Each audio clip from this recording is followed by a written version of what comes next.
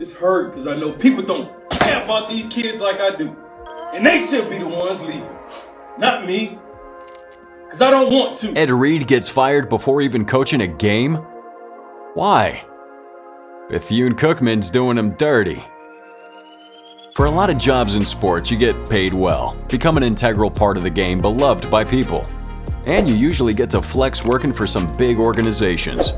The downside working in these fields is that job security is almost laughably non-existent.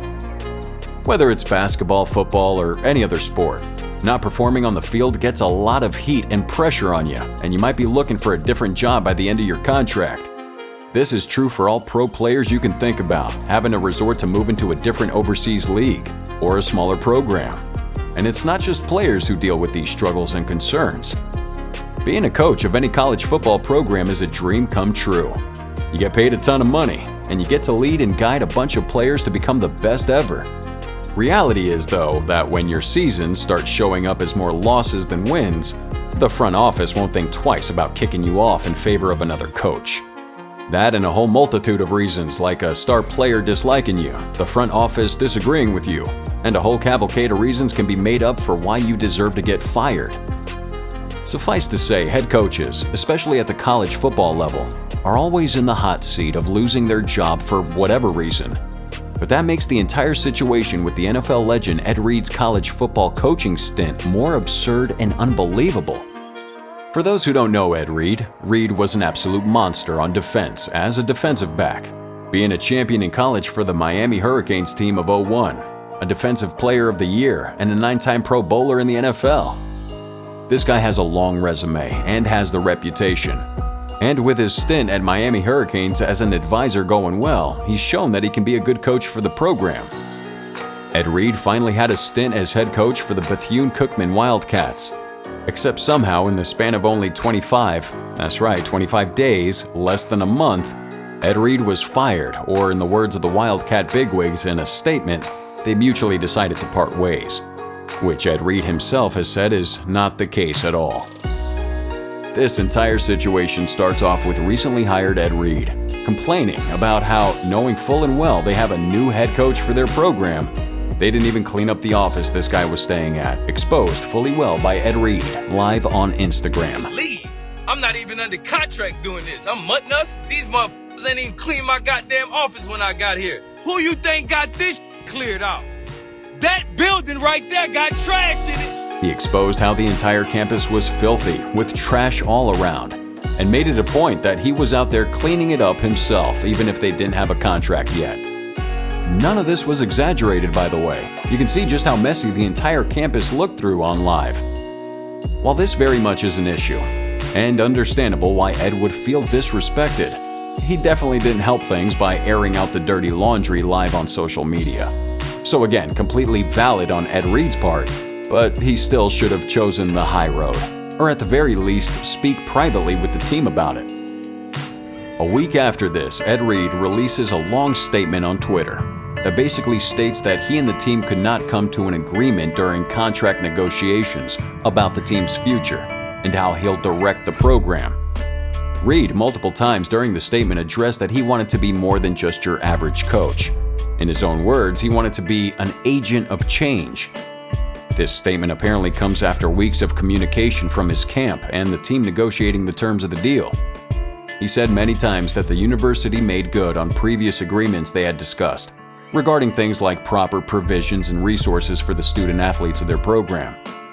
As professional as the actual statement is, we can clearly see that things are not all peachy between the program and Reed. Ed Reed's clearly voicing out that the Bethune-Cookman couldn't care less about things like student financial aid and all these other benefits players should be getting, and just wants Reed to coach the team, which he said time and time again it's not what he wants. Coach Ed Reed just wants the prospects and student athletes to get the best that he can offer them as a program. While the statement was clear that it probably was more than just an Insta Live call out that got Reed removed from the team, the whole situation probably didn't help. Reed is far from a small pillar to be commanded by the front office of the BCU, and with how big of a star he is and how beloved he is amongst all his football fans in the country, he's probably doing fine. Maybe Ed Reed was a little too loud in calling out the lack of respect the program showed for him, but at the same time he did what he knew was right, and that was to call them out when they messed up. Ed Reed was mad and calling out players because the guy has passion and heart. All he wanted was the program to be better. And he was willing to go out there and make the program better, even putting in the work himself to make the entire campus look better. The man cares a lot, and it's sad BCU couldn't put up with loud behavior and take his passion for the program seriously. The only reason Ed Reed was calling the school out is because he wanted the campus these students were attending to look decent. Again, he was there looking out for the student athletes attending the program. BCU missed out on a gem of a coach in Reed. If he was even half as passionate in the game of football and improving his team, this team would be a powerhouse. Ed Reed immediately showed his colors as a coach, that he may be loud and brash, but that's because he won't settle for good enough. He wants continual improvement and betterment. Incredibly ironic that in college football, where we want coaches that yell and call out every minute detail of a team and player so that they perform better, BCU's program just fired a coach who did exactly that. Only this time, I guess he can do it to the players, not to the campus itself. Ed Reed had another live on Instagram addressing the team on the whole situation afterwards. Reed basically calls out the entire situation as fishy and says that he may be brash, swears a lot, and is incredibly loud as a coach, and that's simply because he cares about the kids he takes under his wing. Yeah, I curse. And y'all done heard curse words before. They got parents in here. Reed, Dion, heck, even coaches like Nick Saban. These guys represent something that should not be a rarity in college football. These guys are guys who actually care about players. These guys are coaches who want you to not only be better players, but to be better people throughout their college program. The fact that coaches like these feel like a rarity in college football feels like an absolute tragedy. Here's to hoping Ed Reed gets another shot at another university soon.